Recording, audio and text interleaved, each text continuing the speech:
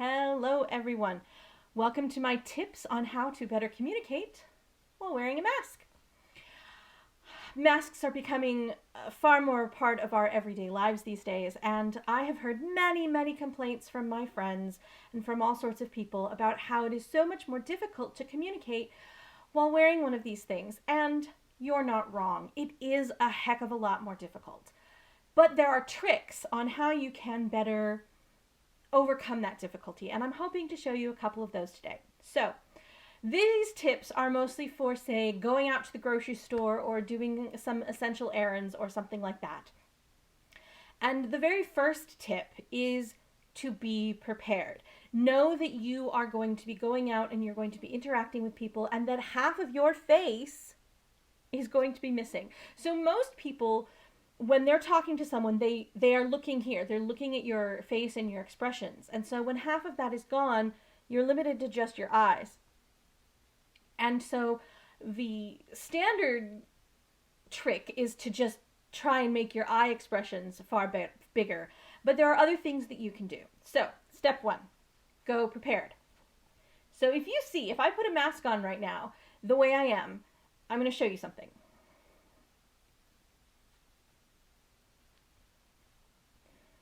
Most of my expression is gone.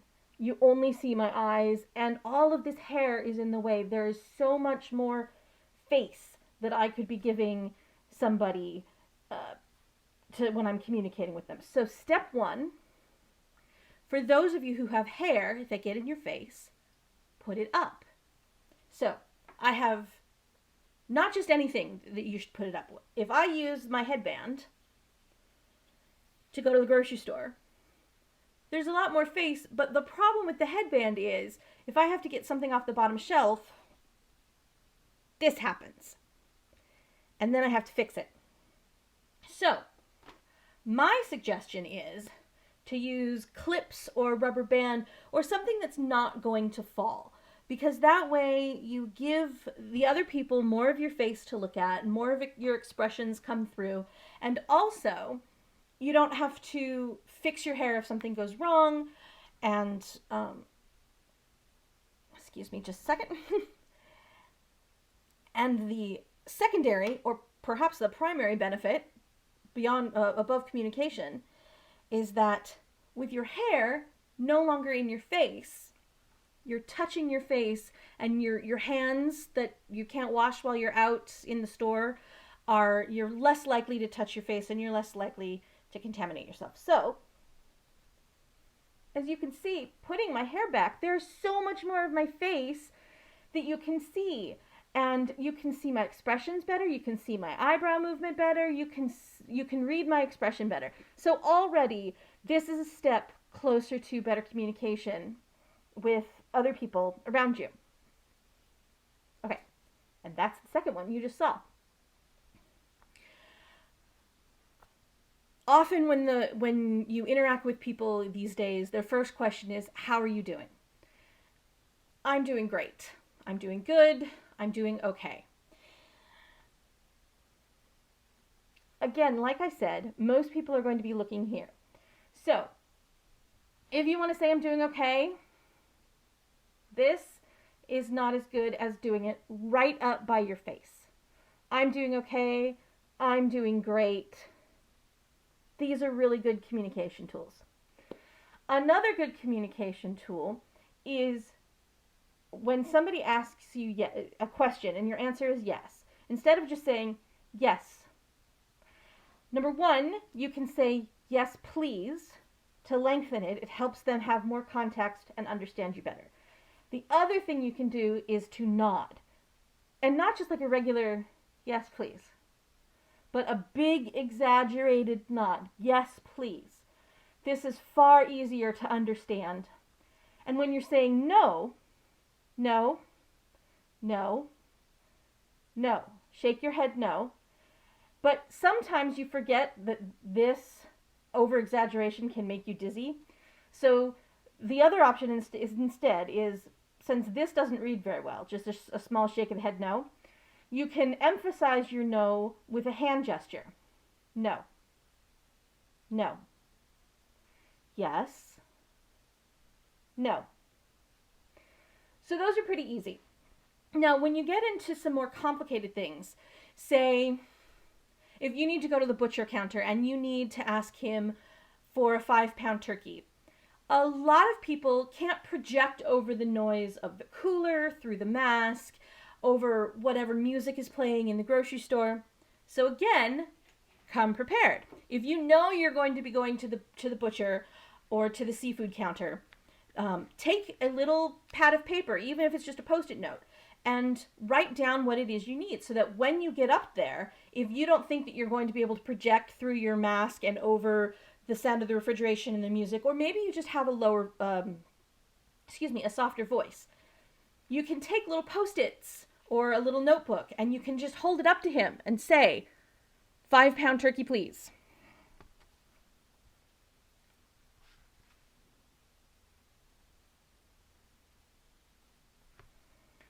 So going prepared is really helpful for you and for the people who are helping to serve you. Don't worry if you're going to take a little bit more time if you have to write something down. Trust me, writing it down is going to take a lot less time than repeating yourself over and over and over. And it's easier on your voice, it's easier on them, it's less frustrating. I'm sure that they would rather wait for you to write it down and have a calm, stress-free interaction than what, over and over and over again. However, that leads us to the next one. If you are confused or you can't hear somebody right, a really good way of indicating your confusion or needing somebody to repeat something is instead of just saying what over and over again, you can, well, I call it the puppy maneuver, right? Because it looks like you're being a puppy or that you should have a little puppy noise with it. And it's basically tilting your head to the side in kind of a questioning, curious motion. So if somebody says something and you don't understand them, you can, pardon me? Excuse me? I'm sorry? So those things all really help. Let's see. If you want to say thank you after somebody has given you some help, thank you very much. Adding the very much helps. But another thing that you can do is it's a very universal attitude of gratitude. And it's just kind of almost like a prayer, but it's thank you. Thank you very much. Usually my go-to is the sign language for thank you by putting your hand on your chin and away. But that's not so good these days. So thank you works. If somebody tells you something interesting and you're surprised, now I'm not touching my mask, but putting your hand in front is it's not over dramatic, but it certainly gives you an expression that you didn't have here before. And the last one I have for you is when saying goodbye or thank you, you can throw in a little 2-fingered salute. Like, thanks very much, see you later, have a good one. And it makes the whole thing a friendlier situation and an interaction. So those are my tips. Go prepared, keep your hair back, use hand gestures at the level of your face because that's where people are looking, and be patient. It's just as tough for you as it is for them, and vice versa. So everybody's having a hard time with it.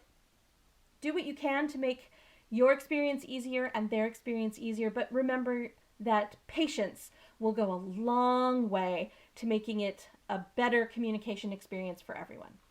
So until next time, stay healthy, stay safe, and keep finding the joy in the little things.